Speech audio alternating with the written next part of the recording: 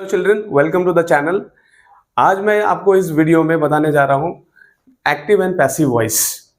और ये वीडियो उन सभी बच्चों के लिए जिनको थोड़ा सा प्रॉब्लम है, एक्टिव पैसिव वॉइस में कोई दिक्कतें हैं, उनके लिए बहुत ज़रूरी है। ये इरेस्पेक्टिव ऑफ क्लास, ये 9th क्लास में भी आपका है, 8th में भी है, 6th, 7th, 5th, 4th, सारे क्लासेस में है एक्टिव एंड पैसिव वॉइसेस। तो जिनको भी थोड़ी सी भी अगर एक्टिव पैसिव वॉइस को लेकर कुछ प्रॉब्लम्स आ रही है या दिक्कत आ रही है, वो इस वीडियो को पूरा एंड तक देखें। मैं आपको समझाने जा रहा हूँ जो बेसिक टिप्स है, प्लस कहाँ एरर होते हैं और किस तरह से हमें उस एरर से बचना है। इस सारी बातें मैं आपको इस एक्टिव एंड पैसिव वॉइस के एक वीडियो के एक्सप्लेनेशन में करने जा रहा हूँ। तो चलिए शुरू करते हैं without wasting any more time. Okay, so the topic that I have taken today is active and passive voice. ठीक है, सबसे पहले तो ये समझेंगे कि what is an active voice. ठीक है, एक्टिव वॉइस क्या होता है?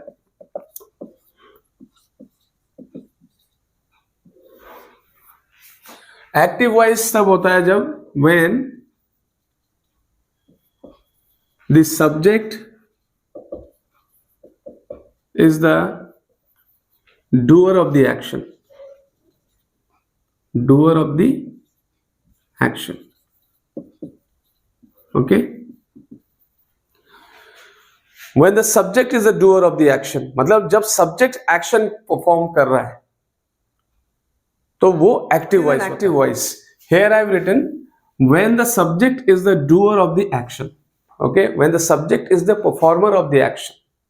ठीक है, then the verb is said to be in passive in active voice. verb को active voice तभी माना जाएगा जब subject is the doer of the action. और passive voice क्या होता है? passive voice, passive का मतलब होता है dead, जो खुद वर्क नहीं कर सकते। एक्टिव का मतलब अलाइव, जो खुद वर्क कर सकते हैं। तो ये बेसिक डिफरेंस आप समझ जाइए कि एक्टिव मतलब जो अलाइव है और खुद वर्क कर सकते हैं, जबकि पैसिव वॉइस जो है, पैसिव का मतलब होता है डेड। तो डेड होने की वजह से, डेड तो आप खुद नहीं काम करेंगे, राइट? वो रिसीवर ऑफ द एक्शन होगा। When the subject is the receiver of the action.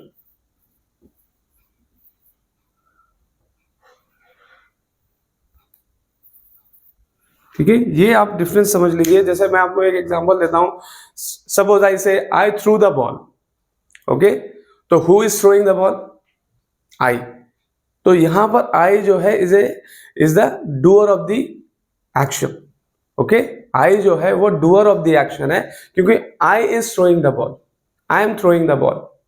Okay, suppose if I say I threw the ball towards him. अगर टुवर्ड्स हिम बोल रहे हैं, हालांकि वो उसका एग्जांपल नहीं हो रहा है, लेकिन हम अगर बोलते हैं कि I threw the ball and he caught the ball, he caught the ball में भी वहां पर जो है सब्जेक्ट जो है डूअर ऑफ द एक्शन होगा। ठीक है, जब भी डूअर ऑफ द एक्शन होगा तब हम बोलेंगे वो वर्ब जो है एक्टिव वॉइस में है। और जब भी वो रिसीवर हो गया, ठीक है, जैसे मैं आपको एक एग्जांपल भी दे देता हूं कि यहाँ पे तो पहले हमने इसको थोड़ा सा फिर से रीड आउट करते हैं। एक्टिव वॉइस क्या है? When the subject is the doer of the action, then the verb is said to be active voice. And when the passive voice is when the subject is the receiver of the action. ठीक है, जब action को वो receive करते हैं। ठीक है, अभी जैसे एक एग्जाम्पल हम दे देते हैं।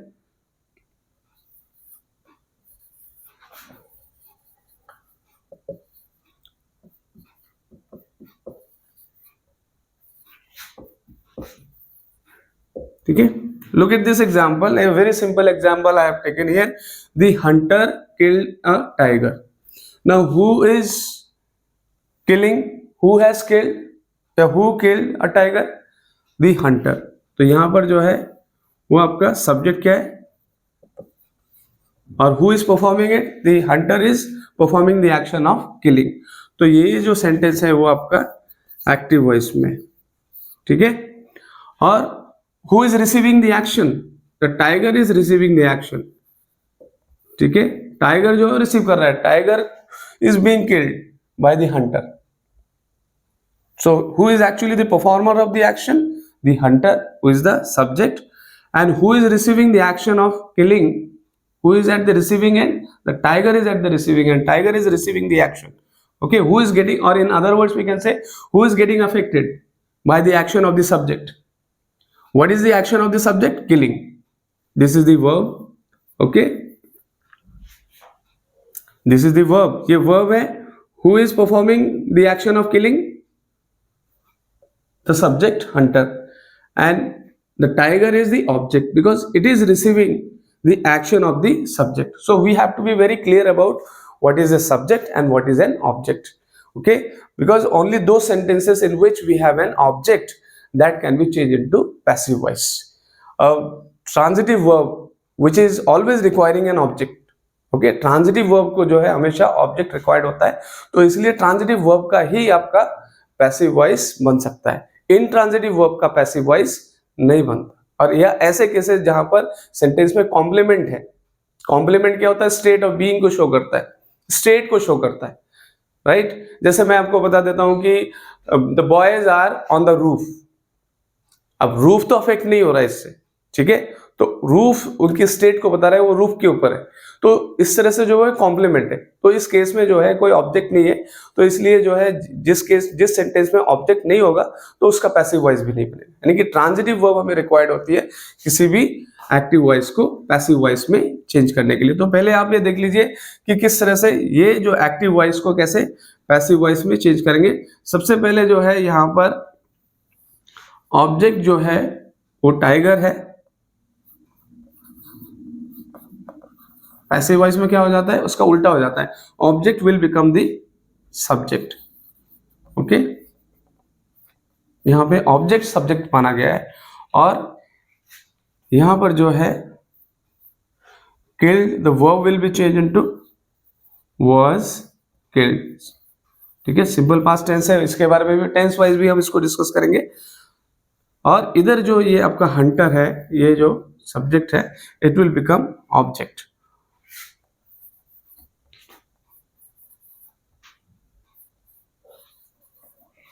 Now you can look at this, how we are changing an active voice into a passive voice. In this, first of all, we have to identify who is the subject. We also have to identify the object. Okay, the rule is that we have to first identify the object and place the object in place of subject, or object will become, in other words we can say, object will become subject.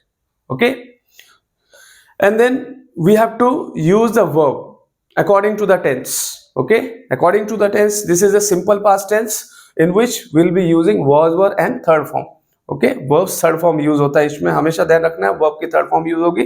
तो यहाँ पे simple past है, simple past का आपका passive voice was, were और third form है. यहाँ पे killed will change into was killed.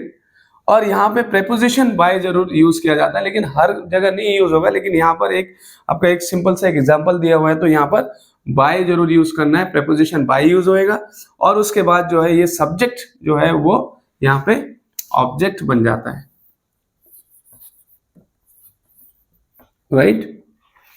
So you can see how we have. जैसे हम ये सिंपल एग्जांपल से समझने की कोशिश कर रहे थे कि जैसे एक्टिव वॉइस को कैसे पैसिव वॉइस में हमने चेंज किया. देखिए इसमें एक्टिव वॉइस में क्या है, who is the performer of the action of killing, the Hunter. Okay, Hunter subject है और यहाँ पे what action is being done? Killing. Okay, and who is the receiver of the action? The tiger. ठीक है, the tiger is getting affected. The tiger is the receiver of the action. Then in passive voice what happens? First of all, we have to identify the object. As I said just a short while ago also, that a sentence having a transitive verb can be changed into passive voice. Transitive verb क्या होता है? जिसमें एक object होता है, जिसमें verb जो है वो पास ओवर करता है एक ऑब्जेक्ट को.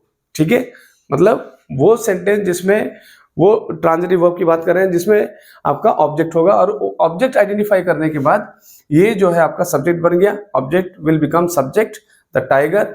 फिर ये टेंस के अकॉर्डिंग हमें देखना है, हम वो टेंस वाइज भी हम इसको डिस्कस करेंगे. पहले हम बेसिक समझ लेते हैं और उसके बाद बाय प्रीपोजिशन यूज करके जो सब्जेक्ट है आपका द हंटर, वो इस तरह से यहाँ पे ऑब्जेक्ट बन गया. ठीक है, ये पैसिव वॉइस हो गया. ठीक है children, here we are going to see what are the most important rules, what are the basic rules that we have to keep in mind to for conversion of active voice, मैंने यहाँ पे short पे लिखा है, into passive voice. सबसे पहले क्या है, इस तरह से हमने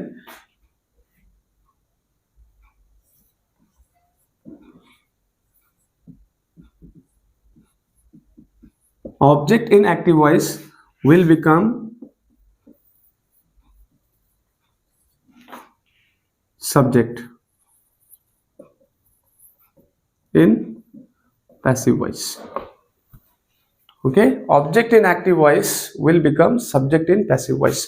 And second हमें ध्यान रखना है, use of helping verb according to tense. According to tense. Okay, always remember we have to use verbs third form. So I have written it in the form of V3, verbs third form. ठीक है, उसके बाद जो है हमें use of preposition by. Okay, और next है आपका subject in the active voice will become object in passive voice. The reverse of the first thing that we have written here.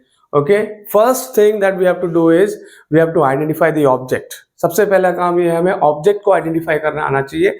Object identify अगर हो जाता है आपसे, तो ऑब्जेक्ट सबसे पहले हम सब्जेक्ट की जगह रखते हैं. अगर वो प्रोनाउन है तो अकॉर्डिंगली हमें चेंज करना है. अगर हिम है तो ही हो जाएगा, देम है तो दे हो जाएगा. इस तरह से बाकी जो नाउन है वो आपको एज इट इज ही रखना है. ठीक है, तो object will be placed in place of subject, दस ऑब्जेक्ट विल बिकम सब्जेक्ट. सबसे पहला काम ये ध्यान रखना है बच्चों. ठीक है, ऑब्जेक्ट जो है वो सब्जेक्ट की जगह आपको रखना है. और उसके बाद जो है यूज ऑफ हेल्पिंग वर्ब, ये टेंस के अकॉर्डिंग आपको हेल्पिंग वर्ब यूज करना है अकॉर्डिंग टू द टेंस. जैसे simple present tense, simple past tense, present continuous tense, past continuous tense, जो भी टेंस है टेंस के अकॉर्डिंग हमें वर्ब यहाँ पे यूज करना है, हेल्पिंग वर्ब. और उसके बाद थर्ड जो है, थर्ड स्टेप में वर्ब की थर्ड फॉर्म हमें यूज करनी है. ठीक है, ये बिल्कुल ध्यान रखना है कि ये स्टेप हमें इस तरह से फॉलो करना है.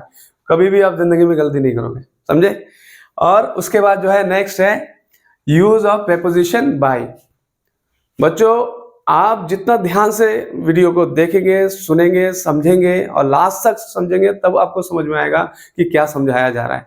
अदरवाइज जो है बीच में से अगर देखते हैं या आप पूरे वीडियो नहीं देखेंगे तो उसमें आपको कोई ना कोई डाउट रह जाएगा, पूरी तरह से बात समझ में नहीं आएगी. तो ऐसे में it is very important to watch the video till the last minute of the video.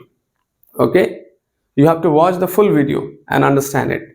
ठीक है, और उसके बाद देखो फिफ्थ में क्या है कि subject in the active voice will become object in passive voice. So these are the 5 rules that we have to keep in mind. Even out of this 5 rules there are certain rules which we cannot help using. We have to use them. Means out of these 3 also 2 are the most essential, most fundamental rules, and which are if required, I mean there are certain rules also, 3 are there which are not, that may be dependent on the situation, that may be sometimes not required also. Okay, so which are required and which are not required, I'll tell you. Object in active voice will become subject in passive voice. So this is the rule that we would say has to be there, has to be followed. Second is use of helping verb according to tense. Helping verb का use होना कई बार इसको आप necessary भी नहीं है. If necessary, यहां पर मैं लिख रहा हूं इफ नेसेसरी, तभी ये जरूरी है. जैसे मान लीजिए आप अगर न्यूज़पेपर हेडलाइन लिखते हैं, ठीक है, न्यूज़पेपर रिपोर्ट्स है, कोई एडवर्टीजमेंट्स हैं, तो उसमें आपको ये हेल्पिंग वर्ब जब नहीं लगाया जाता है। तो ये हेल्पिंग वर्ब का यूज जो है अकॉर्डिंग टू टेंस करना होता है, लेकिन कई बार ये जरूरी है तभी करना है, ठीक है। तो जो मैंने टिक किया है वो तो जरूर है, उसको करना ही करना है। और जो मैंने यहाँ लिखा है इफ नेसेसरी, जरूरत पड़ने पर इसको आपको यूज करना है, ठीक है। और मैंने बताया कि एक तो आपका एडवर्टीजमेंट है और दूसरा जो है आपका न्यूज़पेपर रिपोर्ट है। न्यूज़पेपर रिपोर्ट या हेडलाइन जब हम बनाते हैं तो उसमें हम कई बार नहीं लगाते हैं, ठीक है, वो अननेसेसरी हो जाता है हेल्पिंग वर्ब लगाना। जैसे मैं बोलता हूँ शूज आर सोल्ड हियर, अगर आपके मान लीजिए एक शॉप है, ठीक है, या मोबाइल फोन जो है रिपेयर होती है इधर, तो आप ऐसे नहीं लिखोगे mobile phones are repaired here, तो वहां पर आर अननेसेसरी हो जाता है, ठीक है। आप लिखोगे मोबाइल फोन्स रिपेयर्ड हियर या shoes repaired here, okay. Verb की थर्ड फॉर्म, ये आप पक्का एकदम, अगर कहीं आपने वर्ब की सेकंड फॉर्म लगा दी या अगर वर्ब की फॉर्म चेंज नहीं की तो ऐसे में जो है वो पूरा जो है एक्सरसाइज गलत हो जाएगा, ठीक है। तो इस बात का खास ध्यान रखें बच्चों। नेक्स्ट है यूज ऑफ प्रीपोजिशन बाय, ये जो है इफ नेसेसरी, इफ नेसेसरी, ये भी जो है इफ नेसेसरी है। लास्ट वाला subject in the active voice will become object in passive voice, passive voice, ठीक है, इफ नेसेसरी। तो ये जो बातें मैं आपको बता रहा हूँ ये थोड़ा सा डीप है, थोड़ी सी गहरी बातें मैं आपको बता रहा हूँ एक्टिव पैसिव वॉइस को लेकर। आप जरूर समझें कि इसमें सबसे जो मैंने जो टिक किया है ये तो फंडामेंटल रूल्स है, इसमें आप you can not help without doing it, right? You cannot help doing it, you have to do it. These are the most important rules, okay? It is not that these are not necessary, these are not important, these are also important, but sometimes they may not be required also. Just I have given an example, like in case of advertisement, in case of newspaper report, helping verb, use of helping verb may be unnecessary, okay. And then use of preposition by will also if it is necessary then only we will use, otherwise in some cases what we do, we keep the passive voice till verb's third form only, beyond that we don't go, okay. When we do that, when the subject is not important, like when words like somebody, nobody, everybody, these are there, then we don't need to use them by saying by everybody. The noise was made by everybody. If it is necessary, you can use it. It is not grammatically incorrect, okay? But sometimes it is not necessary also that we would write like by everybody, by them, by nobody. So we can avoid them. So in that case, we will not be using by. So that is why I have written over here if necessary. ठीक है, ये बड़े बच्चों के लिए जरूरी बात है जो मैंने अभी ये सारी बातें बताई हैं। अदरवाइज छोटे बच्चों के क्लास के हिसाब से अगर सोचे कि ये पूरे के पूरे रूल्स आपको ऐसे ही फॉलो करने हैं, ठीक है। लेकिन जो बड़े बच्चे हैं जो सीनियर क्लासेस में हैं, 11th 12th में भी है, जब भी अगर वो कंस्ट्रक्शन करते हैं, कोई कॉम्पोजिशन करते हैं, तो ये चीज़ों का ध्यान रखें। उन जैसे क्लास 12th में जो है न्यूज़पेपर रिपोर्ट भी आती है, 8th में भी आती है हालांकि, और कई जगह जो है आपको इसके यूजेस को देखना है, ध्यान देना है। और उसके बाद जो है यहाँ पे सब्जेक्ट इन द, ये मैं पहले ही बता चुका हूँ, जब बाई नेसेसरी, इफ बाई अगर नहीं लग रहा है तो ये भी नहीं लगेगा, मतलब हमने वर्ब के थर्ड फॉर्म तक ही पैसिव वॉइस रखा है, ठीक है। तो आप देख सकते हैं 5 रूल्स है। 5 रूल्स में भी सबसे जो फंडामेंटल रूल्स है ये rule number 1, in which we have to find the object and the object will become the subject, okay. Rule number 2, that is the most essential rule, that is like the first rule only, the first and third rule are the most fundamental rules, the verb's third form, ठीक है। फिर अगले part में हम discuss करेंगे tense wise जो है जो रूल्स हैं। जैसे मैंने यहाँ लिखा है ना, use of helping verb according to tense, तो टेंस वाइज क्या क्या रूल्स हमें ध्यान में रखना है। ये तो बेसिक रूल्स है ही है, फंडामेंटल रूल्स है ही है, ठीक है। उसमें भी फंडामेंटल रूल में भी जो है हमने जो बताया, जो अनअवॉइडेबल है वो मैंने दोनों टिक किया हुआ है, और जो अवॉइडेबल है sometimes if they are necessary then only will use it, वो मैंने लिखा हुआ है यहाँ इफ नेसेसरी। तो बड़े गौर से देखिए और इसमें आप समझिए। कोई क्वेश्चंस हैं आप जरूर कमेंट बॉक्स में डालिए और मैं आपके सवाल का जवाब देने के लिए I am ready there. And I would also say if you are new on the channel, do subscribe the channel and like and share, okay, and lastly I would say take very good care of yourself. Thank you. Bye bye.